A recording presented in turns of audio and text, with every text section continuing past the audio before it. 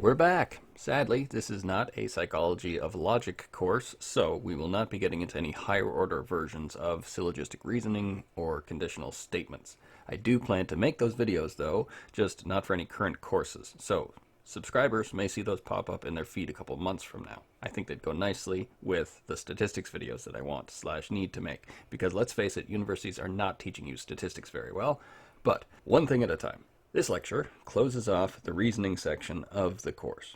If we want our judging to be anything other than loose and useless analogical reasoning, we need our time spent developing our reasoning tools to have been effective. We've seen how logic structures reasoning, or how arguments constitute the process of coming to knowledge. We've seen how important context is to our use of reasoning tools. As has been mentioned in this course, we make most of our decisions without any effort from System 2. So this raises the question of maybe reasoning by analogy is enough, and I don't need to understand formal reasoning in order to think clearly and put together a reasoned argument. Well, that sounds like a belief, and this lecture is about assessing beliefs. This course uses the word belief in the common dictionary sense of the word: acceptance, trust, or confidence that something exists or is true. Knowledge is typically viewed in philosophy and psychology as logically or empirically justified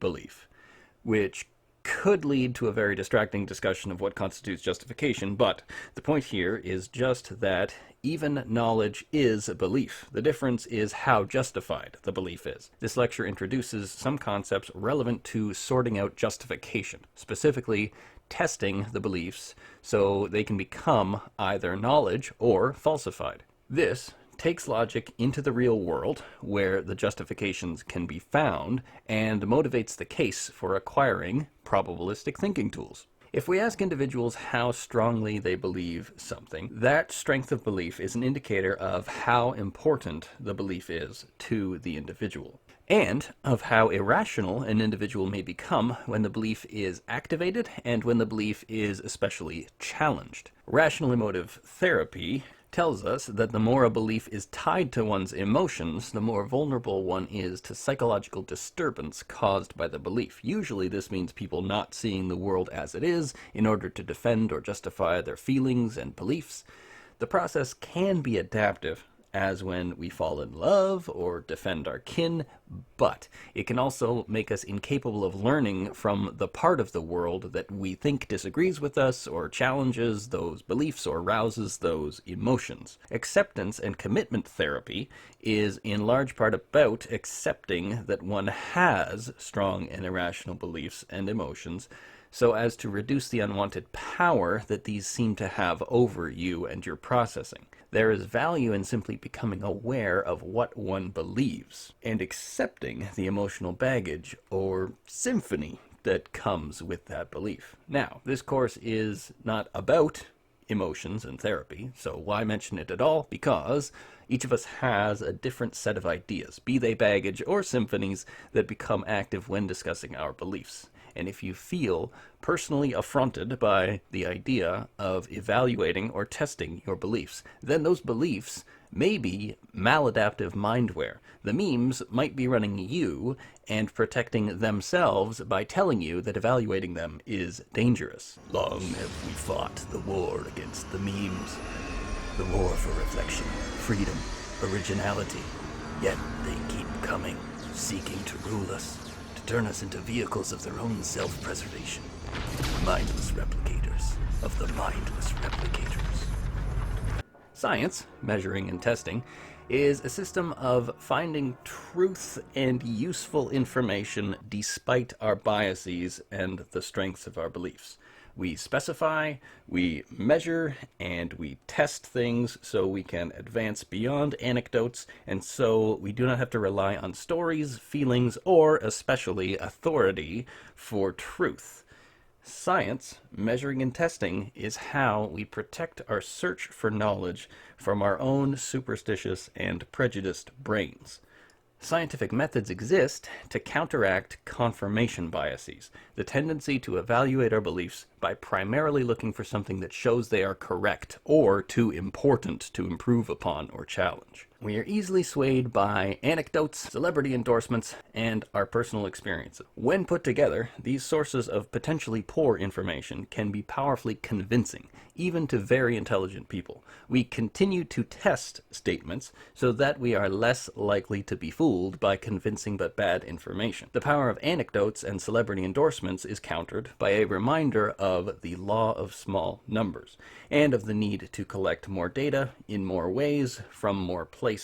The law of small numbers is just the observation that we tend to overgeneralize from just a few cases. The famous example comes from Amos Tversky. He had a colleague in the psychology department that spent a lot of time researching the best possible car to buy based on safety ratings and price. And at the end of all the research, they decided on a car, a Volvo. So later on, when Amos asked the individual how they're liking their Volvo, they said, oh, well, we ended up changing our mind at the last minute because some extended member of their family had purchased a Volvo and it had been a lemon and given them nothing but trouble. Now, this professor colleague of Amos had looked up the consumer reports, the crash tests, all of these great things that are far more relevant than one person's experience with one car. And yet, that one person's experience with one car was enough to make this very intelligent professor throw out all of their research and go with what had previously been an inferior choice. It demonstrates the law of small numbers because it was one case that the professor used to justify throwing away good research and reports. Next, to combat the power that personal experience can have in hardening our beliefs, we should also add the thinking tool of illusory correlation, the reminder that we tend to link things together that do not necessarily go together. This is overall an adaptive thing to do. We look for explanations wherever we can. If you get sick after eating at a restaurant, it might not have been the restaurant, but it's adaptive to tie the sickness to the restaurant. You'll be wrong some of the time, you'll be right, probably enough to save your life, reproduce and have kids with illusory correlation bias. So, one instance from your personal experience or one celebrity endorsement or an anecdote or two do not constitute good evidence and often constitute a fallacious line of syllogistic reasoning. But an important thing to keep in mind here is what is called the fallacy fallacy. That is, the fact that a belief is come to in a less than ideal way does not demonstrate that that belief is wrong. An argument is weak or invalid if something does not follow from the premises, but it can still have a correct conclusion. Likewise, an anecdote, celebrity opinion, or personal experience could be both accurate and useful, despite being empirically, logically, or argumentatively weak. What is being evaluated here is reasoning or justification, not truth, but some good grounds for accepting or rejecting statements. To start, our beliefs in part come from context, and often in very subtle ways. As an example, tabloid covers are part of our environment. When you go to check out at the grocery store, you see tabloids with the celebrity faces on them. You go in a corner store, it's full of them. This is part of our context. A popular study from the Journal of Scandinavian Studies in Criminology and Crime Prevention, yes, that's the title of the journal, looked at exposure to the covers of Finnish tabloids, which, in addition to being celebrity-obsessed, apparently also contain fear-mongering regarding crime, and people's beliefs. Specifically, one of the questions asked was, how worried are you about becoming a victim of violence at night outside the home? And it turns out that, statistically, individuals' answers to this question were predicted by whether or not they were employed. The unemployed were more worried. They had twice as much worry about their personal safety. How many news sources they are exposed to, a source being paper, TV, internet, radio. If you're exposed to all of them, this can also double your worry about your personal safety. And the third was a linear relation between how often individuals read the covers of tabloids, and as participants' estimates of how often they read tabloid covers increased, their worry about their becoming a victim of violence outside their home increased as well. Now, this is correlational, so maybe people who are worried tend to read tabloid covers more, or maybe there's a third variable that explains both. But this tends to be used as an example of the influence of context. That is, the typical way we interpret this is rather commonsensically in that the idea that you're in danger comes from your looking at fear-mongering tabloids. This is not just important for predicting, understanding, and controlling irrational worry. The psychological context of fear, stress, and worry also determines seemingly unrelated thoughts, feelings, and decisions. The more you believe the world is dangerous, the more likely you are to be influenced by arbitrary and irrelevant danger cues like dim light, including being influenced toward endorsing racist stereotypes. Note that this is an interaction. More belief in a dangerous world predicts more endorsement of racial stereotypes, but only if you're asked the question in a darker room. This is the more proximal context. We have a proximal or close context, which is the dark room, and then a more distal context, which would be whatever made you think the world was dangerous, which might simply be the covers of some tabloids that you glanced at when buying your milk. So you have context influencing your belief, and then you have more immediate context influencing that belief to lead to prejudice. In the case of this study, endorsement of racial stereotypes. Our beliefs are also influenced by where our investments lie. A neat study reviewed by George Lakoff in his book Intelligence in the Flesh involved a game. You are assigned a category of animal, either land animal or marine animal, and if your category comes up, you have to sing a song in front of a bunch of people. So you're invested. And when you see an animal, you have to classify it. You have to figure out whether it's a land animal or a marine animal. Important here is the fact that nobody wants to sing in front of everybody else. So you are motivated by your investment to see or perceive the thing that makes you not have to sing. So here's a land animal. Everybody with a land animal assignment would have to stand up and sing in front of people now. Here's a marine animal. Everybody with a marine animal assignment would have to stand up and sing now. And here is a...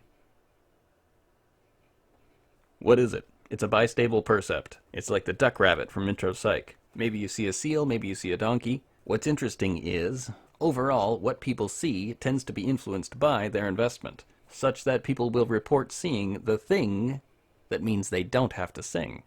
So if I was in the marine category, well, clearly that's a donkey. But the paradigm is set up such that you don't actually have time to reason this out. So it's actually at the level of perception, you perceive the thing as being that which saves you from having to sing. Now, full disclosure, I've tried an in-class experiment version of this on several occasions, and it only works about half of the time. I'll assign one half of the classroom to be land animals, one half of the classroom to be marine animals, and each time an animal comes up, they just have to say yes or no to the question of whether or not they have to sing. Since I don't actually make students sing, the investment isn't really there, so I probably can't complain that I don't replicate it very often. But what should happen is, when I flash the chicken, half of the class says yes and half the class says no at the same time. When I flash the fish, I again have yeses and nos, except they're coming from the opposite sides. But then when I flash the bistable percept of a seal donkey, I should hear mostly no's. And when it works, it's awesome, but it only works about half the time. Another source of our beliefs that might not be on your radar is clever design. Here's a theology quote that tickles my brain. The most godlike knowledge of God is that which is known by unknowing. The most godlike knowledge of God is that which is known by unknowing. First, I'm pretty sure this is just Pseudo-Dionysius combining Socratic aporia, the benefit of experiencing your ignorance, with the idea of faith as a virtue. It's probably not too much more complicated than that, but the actual context isn't really what I care about. Let's look at what's actually there, the prerogative of a logical analysis. Applying reductio and deepity to this shows us that it commits itself to nothing, but it seems to say a lot, and in a very pleasant manner. In other words, those who do not mind the ambiguity here will likely enjoy the meaning they make from this bit of writing. We can break this down. If it's known by unknowing, then it's godlike knowledge. Want godlike knowledge of God? Unknow your knowledge of that aspect of God. If it's known by unknowing, then it's godlike knowledge. We can make an affirming the consequent joke here, because the statement is, if known by unknowing, then godlike knowledge. So let's make an affirming the consequent error and see if it's funny. Well, God has the most godlike knowledge, therefore he doesn't know about himself. God's going to hell.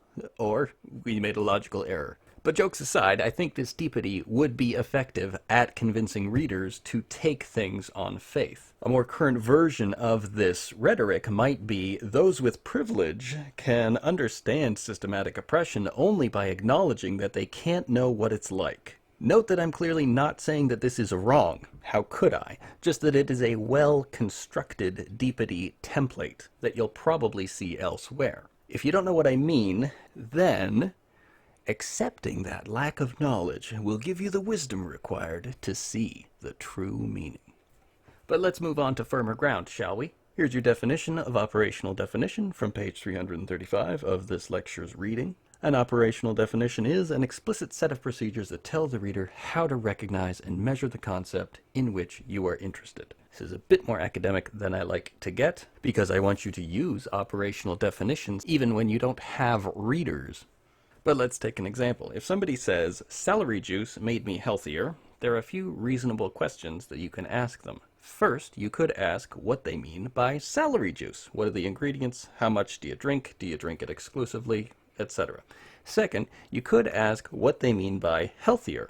Lower blood pressure, reduced adipose tissue, more resilience to stress. Which health outcome might we expect if we follow your celery juice plan? Note that any given thing is going to have multiple different operational definitions. What we tend to be interested in is which one is being used. Operationalizing is a concept that's covered in the prerequisites for this course, but I wanted to acknowledge here that making beliefs specific enough to be observed and measured is not a simple task. Even coming up with words to describe many of our beliefs is difficult. Never mind real-world representations of these things and things that could measure them. So operationalizing as a thinking tool is asking, what specifically do I mean here? We must somehow capture the essence of the concept, the problem, the belief, or the idea. Note the similarity between the challenge of operationalizing and the definition of intelligence as just getting to the heart of the issue, putting your thumb on what's important, given in the Lecture 3 Surfaces and Essences reading. Good writing is cogently expressing the heart of the matter, and good operationalizing is adequately capturing a concept in terms of how and where it is observable and measurable. The challenge of operationalizing is the fact that it's difficult to capture the complexity of things in singular representations, moments, events, behaviors, measures, etc. In other words, just describing is hard. Just funneling the complexity of something into some words is hard, and is therefore Hofstadter and Sandler's definition of intelligence from the Surfaces and Essences reading of Lecture 3. Just describing is hard. Never mind further funneling all that complexity into one or more measures. Anxiety, for example, is complex. Describing the situation and feeling and consequences of anxiety is difficult. Now, pick one measure for a specific situation that adequately captures, that adequately defines your anxiety. Difficult. Something usually feels lost in this process of operationalization. Problem is analogous to the concept of verbal overshadowing from Lecture 2. By describing something, we appear to lose some of it, and what's lost could be the bit that's really important. So it takes a lot of intelligence to describe and to adequately operationalize pretty much anything in psychology that we care about. Okay, so now imagine that you're a social scientist and you're testing a theory that you value, and you get results that you don't like. Well, clearly, the results did not show that you're wrong. Clearly, you just need a better way to measure the thing that you're sure actually conforms to your theory. This problem of operationalizing in social science is why we need to read the research and books of social scientists syntopically. That is, to learn about a psychological concept, you should consult the works of multiple different authors, representing different theoretical viewpoints, in order to get the whole picture. Recall the Indian parable of 5 blind men touching an elephant, which I'm sure you've all heard. One says it's like a snake, he's touching the trunk. One says it's like a tree, he's touching the leg. One says he's like a huge leaf, he's touching an ear. One says that the elephant is like a wall, because he's touching the side of it. And one says it's like a rope, because he's grabbing the tail. If you put all of these descriptions together, it's not a bad description of an elephant, but if you just have one or two, you might have been better off not consulting these people regarding what an elephant is. An example, if we actually want to know something about prejudice, why we judge things before we have adequate information, then we could read the work of Gordon Allport, who tells us it is judging someone based on the negative beliefs we have about a category that we think they are in. A problem best solved, he says, by being exposed to the person or group of people we had negatively and erroneously prejudged. We could read the more activist scholarship on what prejudice is, which will say that it's an internalization of oppressive power structures designed to exploit the underclassed, underprivileged, marginalized, or historically disadvantaged. We could read evolutionary psychology on the issue of prejudice, which would remind us that making decisions with very little information is what the brain has been designed to do by millions of years of evolution, and some prejudice is potentially useful, despite how terrible that sounds if we have a different definition of what prejudice is. And we could read cognitive accounts, which would generally explain prejudice in terms of which schemas get activated by which features of the story, thing, or person that's being prejudged, and how those schemas may have been put together by our experience. So the first perspective, Allport's, almost by definition contradicts the cognitive approach, since first, Allport defined prejudice as judgment that comes before experience, not from experience, however limited, and second, Allport focused nearly exclusively on negative or hostile aspects of judgment before experience, a rather limited part of the beast that is prejudgment.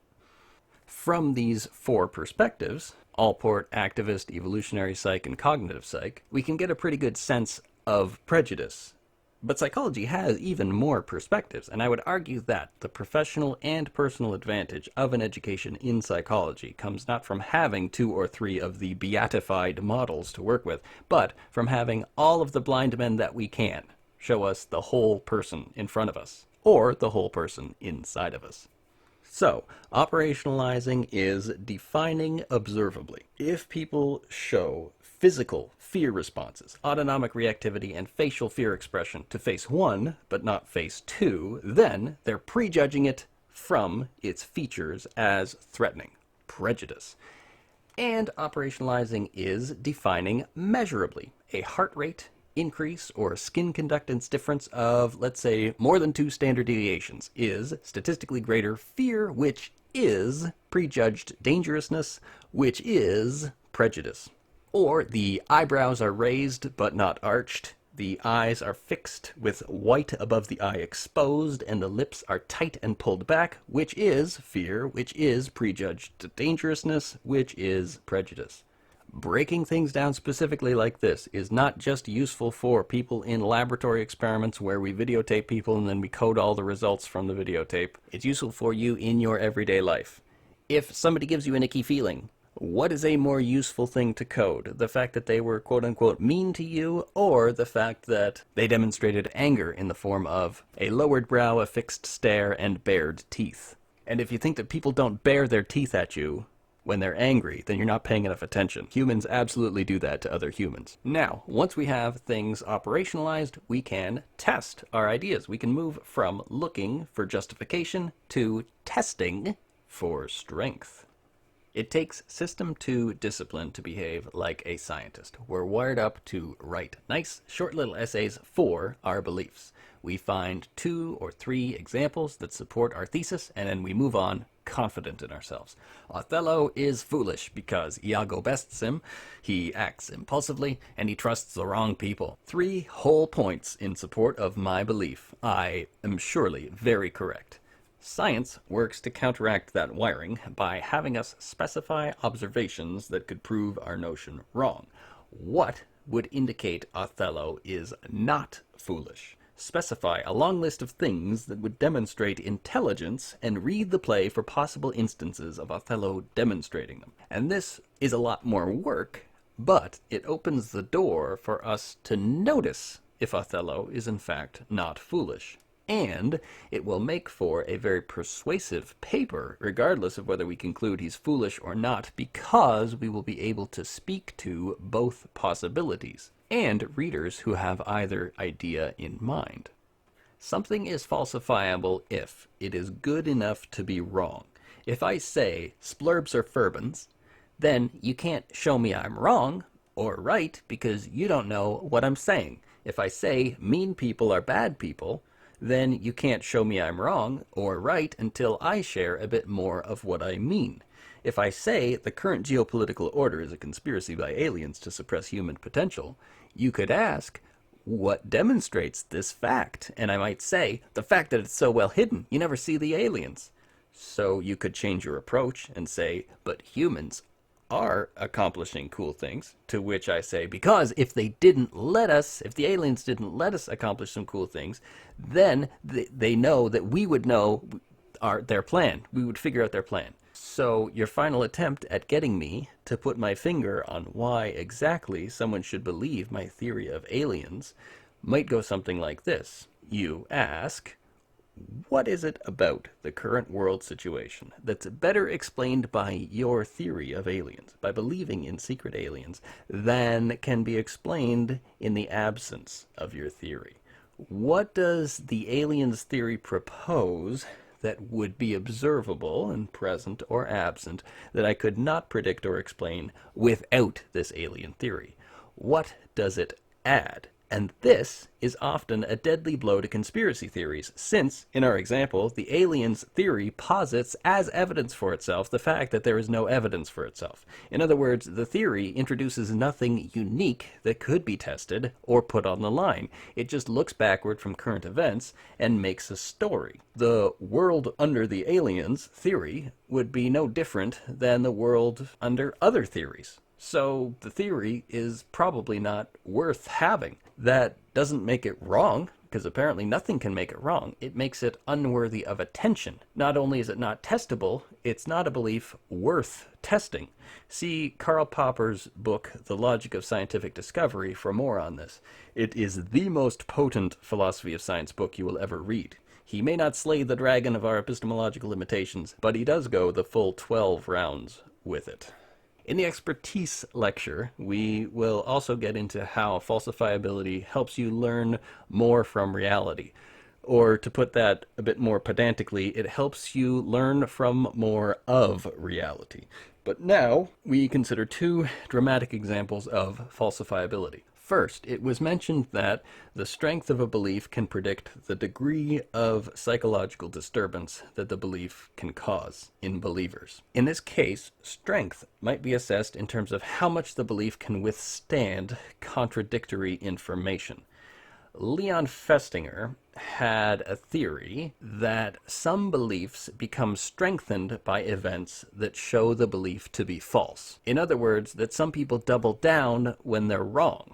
He tested it by observing a doomsday cult. His theory had 5 conditions. If these are present, he says, then disconfirmation of your theory, proof that you're wrong, would lead to an increase in your belief. The 5 conditions are, you must hold a conviction, so you must believe something. There must be commitment to this conviction. The conviction must be amenable to unequivocal disconfirmation. In other words, it must be capable of being disconfirmed. And then the 4th condition is that it actually does get disconfirmed. And the 5th condition is that you're not alone in holding your belief. Because if you're alone in holding your belief, at this point you'll probably let it go. Festinger's theory says you also need social support. The belief must also be shared by someone else, and if these 5 conditions are met, a conviction, a commitment to the conviction, disconfirmability of the conviction, actual disconfirmation of the conviction, and social support, if these are all present, then the disconfirmation will lead the individual to believe more in the thing that has been disconfirmed. Now, this theory comes from observations of history. Every once in a while, somebody predicts the end of the world. A famous example is the Millerites. So they predicted the end of the world on March 21st, 1844. When it didn't happen, they didn't all pack up and say, oh, well, I guess we were wrong. A lot of them said, oh no, the end of the world is actually October 22nd. And many of them, to demonstrate their faith, to live their faith, they stopped plowing their fields and preparing for the morrow, such that when October 23rd came around, in 1844, they were in a rather unenviable position. This is a good example of Festinger's point because each of his 5 conditions were met, and it took months after multiple specific disconfirmations were evident for the followers to do anything other than double down and ask Miller for the next date of doomsday. Millerites were leaving their fields until 18 months after the first disconfirmation. The very first disconfirmation came at the end of 1843. This is a quote from a Millerite conference published in 1842. Resolved, that in the opinion of this conference, there are most serious and important reasons for believing that God has revealed the time of the end of the world, and that time is 1843. So 1843 ended, disconfirmation won, but Miller said no, the time period for the apocalypse was between March 21st, 1843 and March 21st, 1844. So, March 21st, 1844 came and went, disconfirmation number 2. Farmers are still letting their fields go untended, and finally October 22nd comes and goes, and the world is still here. After 3 disconfirmations, it isn't until about the late spring of 1845 that we can say the Millerites movement disbands or ends. Of course, there are still surviving sects today that believe something important happened in 1844, including the Seventh-day Adventists. So this is an example that fits Festinger's theory, but what Festinger wants to do is he wants to actually see this process in action. He has a theory. He says, well, there's 5 conditions, and he says whenever they're met, then instead of being corrected by disconfirmation, people will double down on their beliefs. So what Miller wants to do is he wants to witness a potentially falsifying case. Quoting from the book, there is a type of occurrence that would indeed disprove our explanation, namely a movement whose members simply maintained the same conviction after disconfirmation as they had before, and neither fell away from the movement nor increased their proselyting. But it is precisely such an occurrence that might very well go unnoticed by its contemporaries or by historians and never find its way into the annals of history. Since the likelihood of disproof through historical data is small, we cannot place much confidence in the supporting evidence from the same sources. The reader can then imagine the enthusiasm with which we seized the opportunity to collect direct observational data about a group who appeared to believe in the prediction of catastrophe to occur in the near future. Direct observations made before, during, and after the disconfirmation would produce at least one case that was fully documented by trustworthy data directly relevant to our purpose. Marion Keech prophesied through automatic writing, that is, going into a trance and writing something that some spirit told you about, that superior beings from a planet called Clarion were going to come to Earth, and then the Earth was going to be destroyed by a flood. Moreover, this lady had dedicated followers. They held a conviction, they were committed to the conviction. It specified a date for the end of the world, which was just before dawn on December 21st. We knew that date would come, and since she had followers, there was social support, so we've hit all 5 conditions that Festinger specified. So, Festinger, Riken, Schachter, and some quote-unquote hired observers joined Mrs. Keech's cult and were there on December 21st. When they found out that the aliens didn't come and the world wasn't flooded. This is fascinating on its own, but what Festinger is doing is he's putting himself in a situation that could disconfirm his little theory. Why? Because the followers of Mrs. Keech could, on December 22, decide, well, this was fun, but we were wrong, and go home. Or they could continue believing with the same level of belief and fervor that they had before. Or they could, upon disconfirmation, do what Festinger's theory predicts they would do, which is proselytize. Double down on their belief, believe more intensely, and work more intensely to get other people to believe what they believe too.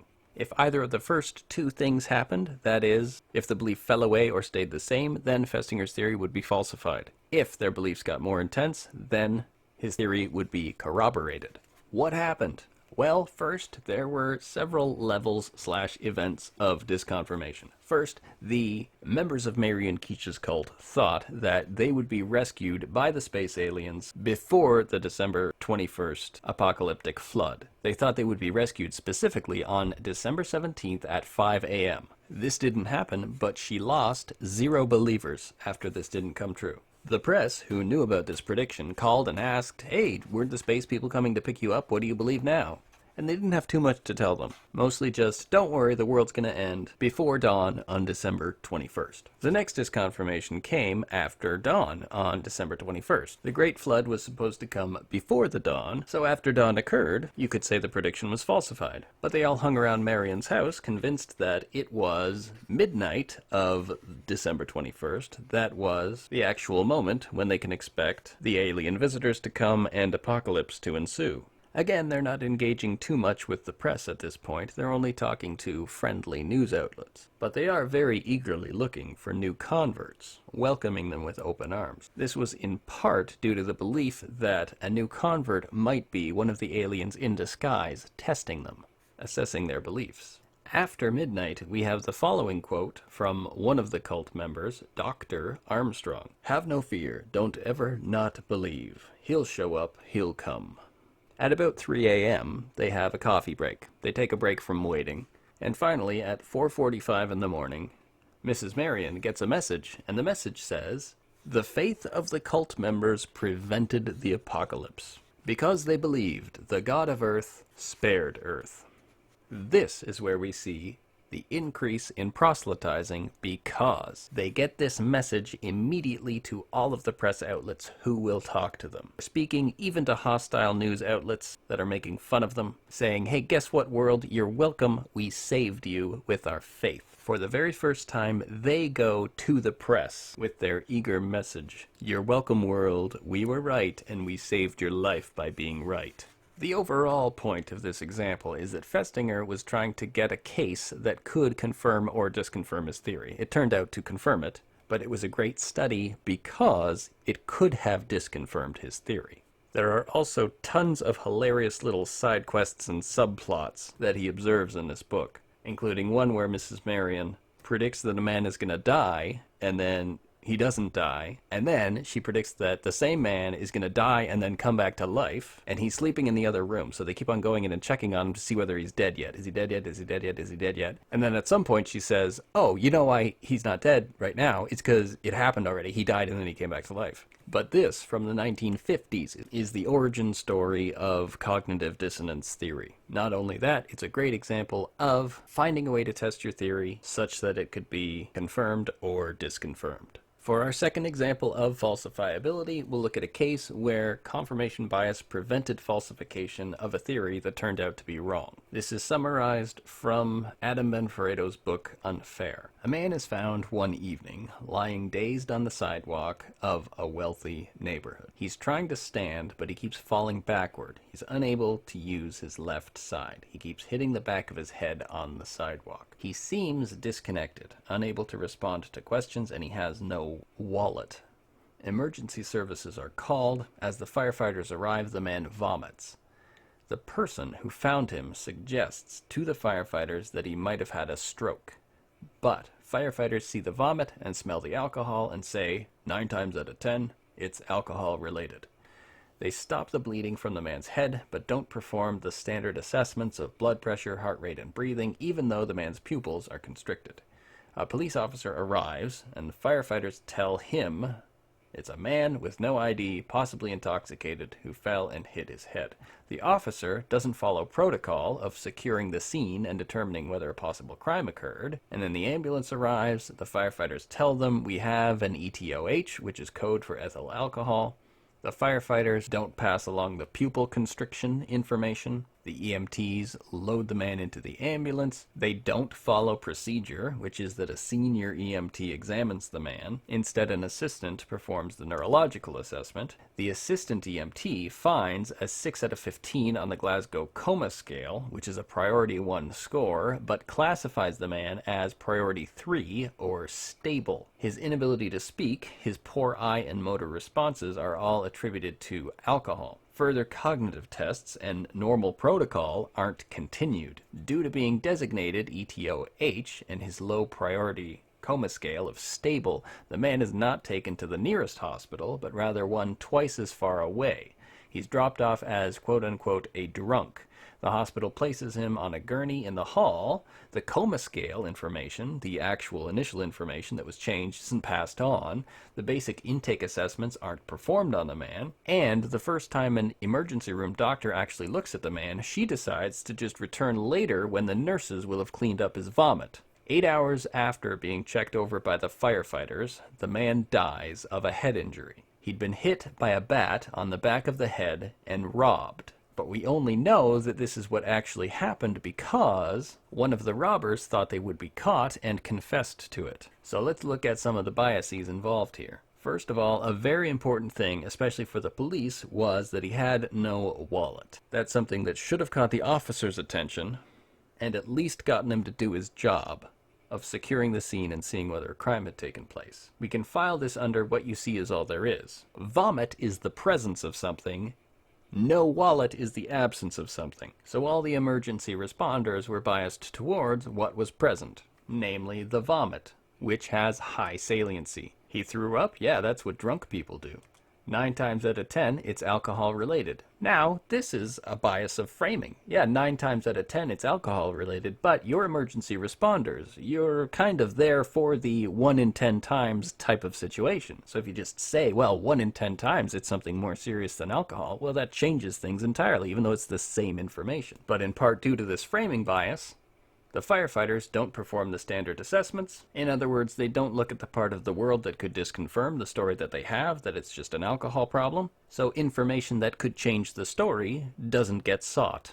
But wait, they did notice that the man's pupils were constricted. Why didn't they make that part of the story? Our name for this is belief perseverance. The constricted pupils should directly disconfirm the idea that it's just alcohol, should show us that there's more happening here. When we ignore or underweight such disconfirming information, it helps our initial belief persevere or persist. The officer doesn't follow protocol, and protocol would, presumably, have given him a chance to find out that a crime had occurred, so file this under confirmation bias. The firefighters, despite noting it to themselves, don't pass along the pupil constriction information to the EMTs. They don't tell or share the part of the story that could disconfirm their neat ETOH explanation. The EMTs accept the firefighter's story and break procedure under the assumption that it's not a serious case, and then continue to very seriously not treat things seriously by deliberately ignoring a priority 1 score on the coma scale and changing the standardized empirical results to better fit the firefighter's story, perhaps an even better example of belief perseverance. Now, you also have facts that could be explained in multiple different ways, being attributed to the alcohol. So these don't constitute neglected disconfirmations, and they're not evidence necessarily in favor of the alcohol hypothesis. So attributing these symptoms to alcohol is what we call biased assimilation, interpreting neutral information as support for whatever theory you have going. And despite the coma scale results, which were ignored, the EMTs didn't do further tests that they could have done, which were normal protocol or procedure. The procedure and the tests exist because they're smarter than you. That's why we have them. Just like the firefighters before them, the EMTs don't pass on to the emergency room information that goes against the just a drunk narrative, illustrating confirmation bias in the same way. The firefighters neglected to pass on the pupil constriction information, the EMTs neglected to pass on the coma scale information. So the emergency room is now primed to continue with the same confirmation bias that started with the firefighters. Intake assessments aren't performed, and then the ER doctor takes for granted that it's not an emergency and decides she can just return later when the man's not covered in vomit, perhaps overweighting what is present, the saliency of the vomit. And again, we only know that this is what happened because somebody confessed to the crime. There wasn't good police work behind this. Aside from having a reputation that scared the perpetrator into confessing, the police did nothing to earn this detection. A general observation here is that most of the errors we observed, and they were many small errors, many measurable little errors that occurred, were people not bothering to falsify, test, or challenge whatever story they were given, whatever story they believed because of what was immediately in front of them. Quoting Mark Twain, "It ain't what you don't know that gets you into trouble. It's what you know for sure that just ain't so." These are some new concepts from this lecture, most of which could be used for the written assignment, provided you come across in your personal experience a good example of it in something you hear or see in real life, the internet, television, etc., and provided you can clearly and interestingly articulate how the example from your personal experience is a good instance of the concept. The reading concepts are nearly all review from your intro psychology class, but notably useful and potentially new are convergent validity, illusory validity, and the self-fulfilling prophecy. This concludes the reasoning section of the course and hopefully adequately motivates the probabilistic thinking and expert judgment final section of the course. Next comes probability, stay tuned, and happy thinking.